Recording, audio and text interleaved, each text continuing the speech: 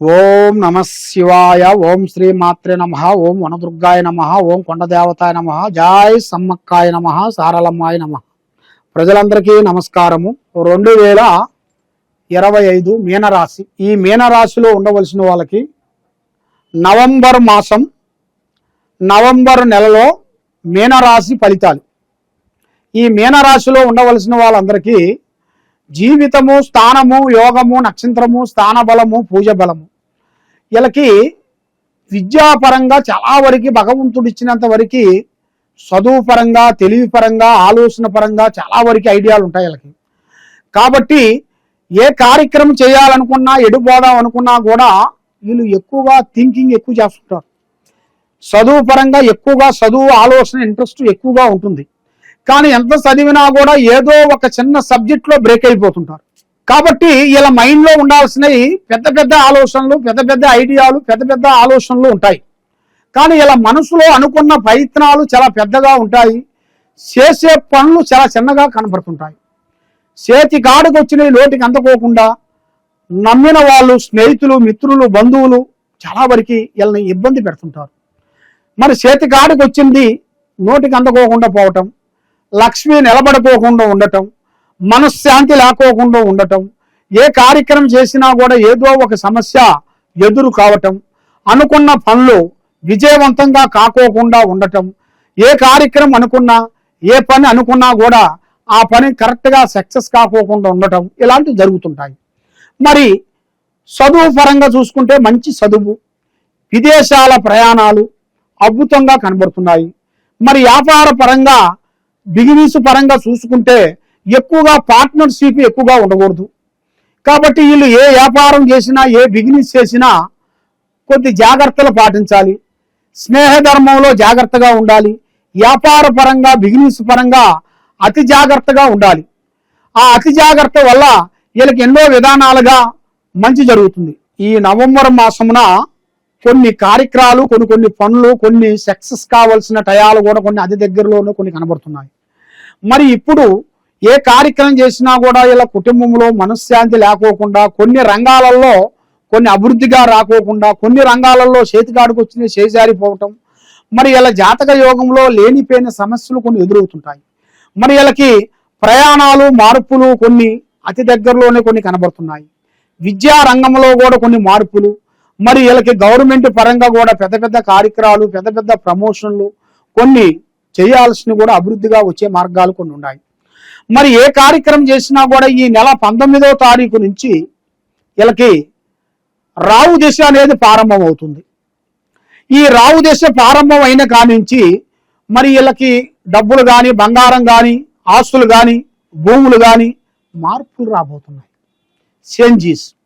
మరి దాంట్లో కూడా చాలామంది కొంతమంది లేనిపోయిన దాంట్లో కొంత విరికించేసి వీళ్ళని కటకటాల పాలు పంపియాలని, లేనిపోయిన సికాకులు పెట్టాలని, మనశ్శాంతి లేకోకుండా ఉంచాలని, వీళ్ళ మీద ఏదో ఒక నింద వేసి వీళ్ళ కుటుంబంలో మనశ్శాంతి లేకోకుండా చేయాలని కూడా చాలా వరకు నరదిష్టి, నరకన్ను, నరఘోష, నరప్రయోగం అనేది ఎక్కువగా కనబడుతుంటుంది.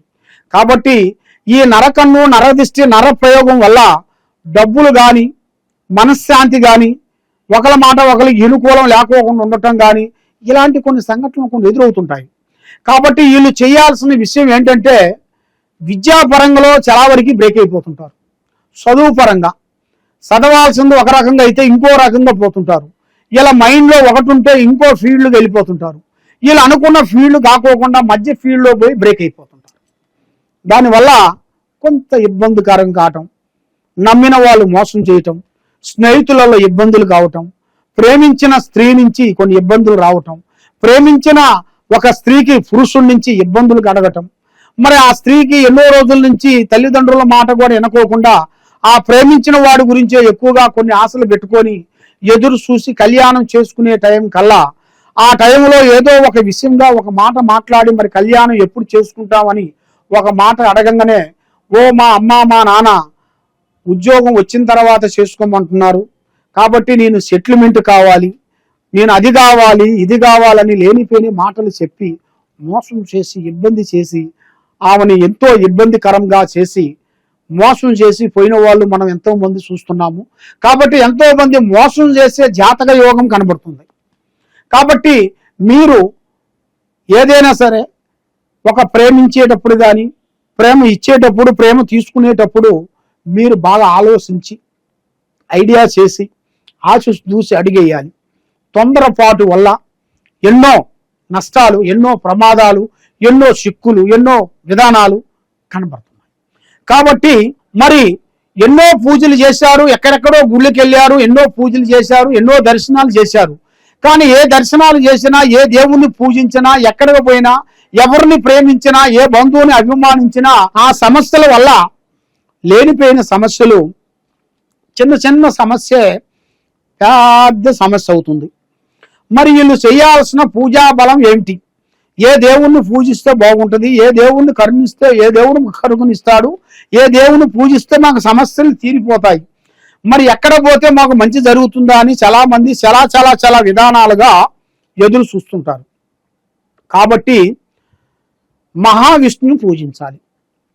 మహావిష్ణుని పూజించినట్టుగైతే వీళ్ళకి అష్ట ఔశ్వర్యాలు, భాగ్యభోగాలు, మనశ్శాంతి, ఆరోగ్యము, కుటుంబము, మనశ్శాంతి, స్త్రీ విశేషాల్లో కూడా అన్ని విషయాలలో వీళ్ళకి 100% వీళ్ళకి కరెక్ట్గా సక్సెస్ అయ్యే మార్గాలు కూడా కనబడుతున్నాయి. మరి ఎన్నో రోజుల నుంచి వీళ్ళు చేసిన పూజలు, వీళ్ళు చేసిన కష్టం అది చేతికాడకు వచ్చి అర్థం కావటం, ఎవరు నమ్ముతామో వాళ్ళ నుంచి మోసం జరగటం, దాని నుంచి కొన్ని సికాకులు, ఇబ్బందులు కొన్ని ఎదురు కావటం, ఇలాంటి సమస్యలతో కొంచెం ఇబ్బంది అయ్యే వాళ్ళందరికీ ఒక మంచి అవకాశము, ఒక మంచి టైము అది ఆ భగవంతుడు దయ వల్ల మీకు రాబోతుంది. కాబట్టి ప్రేమ విషయంలో అతి జాగ్రత్తగా ఉండండి. మరి డబ్బు సమస్య, మీ చేతుకుంటా డబ్బులు ఇస్తే తిరిగి రావు. ఇచ్చేటప్పుడు సంతోషంగా నవ్వుకుంటూ ఇస్తారు, మళ్ళీ తిరిగి వచ్చేటప్పుడు సమస్యలు ఎక్కువైపోతుంటాయి. ఏ స్నేహితుడు మిత్రుడిని అభిమానించినా కూడా లేనిపోయిన సమస్య మీకు ఎదురవుతుంటుంది. మరి ఎందువల్ల? దానికి కారణం ఏమిటి? మరి మీ మీద కొన్ని ప్రయోగాలు కొన్ని కనబడుతున్నాయి. శాతావతి, బాలావతి, శాతబడి, సెల్లంగి ఇలాంటి కొన్ని చెడు ప్రయత్నాలు, చెడు పూజల వలన మీ కుటుంబంలో సతమతం అయిపోతుంటారు. మీకు ఏ పని కరెక్ట్గా సెట్ కాదు, ఇంట్లో మనశ్శాంతి ఉండదు, భార్యాభర్తల మధ్యలో కొన్ని గొడవలు, అన్నదమ్ముల మధ్యలో కొన్ని లేనిపోయిన శకాకులు, ఇలాంటి సంఘటనలు, లేనిపోయిన సమస్యలతో సతమతం అయ్యే వాళ్ళందరికీ మీరు చేయాల్సిన ఈ మహావిష్ణుని పూజాబలం చేసినట్టుకైతే మీరు మీ చేతుకుంటా దానం చేయాల్సింది పండ్లు, వస్త్రములు దానం చేయాలి. అన్నదానం చేయండి.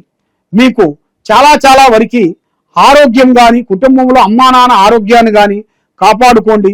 వాళ్ళని మీరు ఒక స్థాయిగా చూడండి. వాళ్ళకి ఒక గూడు లాంటిది ఒకటి ఏర్పాటు చేయండి.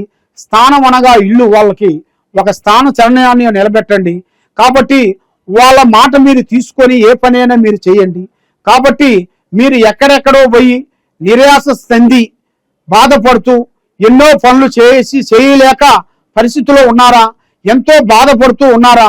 కాబట్టి మీరు బాధపడే వాళ్ళందరికీ ఒక మంచి అవకాశం వచ్చింది. కాబట్టి మీరు ఇప్పుడు ఏ సమస్య ఉన్నా, ఎలాంటి బాధలో ఉన్నా ఈ కింద ఉండాల్సిన నెంబర్గా మాకు ఒకసారి సంప్రదించినట్టుకైతే మీ పేరుని బట్టి, మీ సమయాన్ని బట్టి, మీ జాతకాన్ని బట్టి, మీ యోగాన్ని బట్టి మీకు ఏ సమస్య ఎదురవుతుందా అనేది మేము చూసి దానికి దగ్గర మేము చూసి చెప్పగలుగుతాం.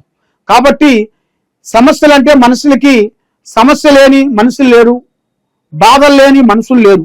కాబట్టి ప్రతి ఒక్క మనిషికి కావాల్సింది డబ్బు. మరి డబ్బే అన్నిటికీ ప్రధానము. మరి ఆ డబ్బు విషయాలలో చాలా జాగ్రత్తలు తీసుకోవాలి. మరి ఆ జాగ్రత్తలు తీసుకోకుండా ఇప్పుడు వచ్చిన 10 రూపాయలు మనం ఖర్చు పెట్టామనుకోండి, రేపు మనకి కష్టం వచ్చినప్పుడు ఆ 10 రూపాయలే మనకి 7 రూపాయలు అవుతాయి. కాబట్టి ఆ డబ్బులు రూపాయి మనం ముడేసుకొని మనం దాన్ని జాగ్రత్తగా చేసుకున్నట్టుకైతే మీ కుటుంబానికి మంచిగా, నీకు మంచిగా జరుగుతుంది. కాబట్టి ఏ సమస్య ఉన్నా కూడా ఈ కింద ఉండాల్సిన నెంబర్కి సంప్రదించండి. సర్వే జనా సుఖినో భవంతు. ఓం నమః శివాయ నమః.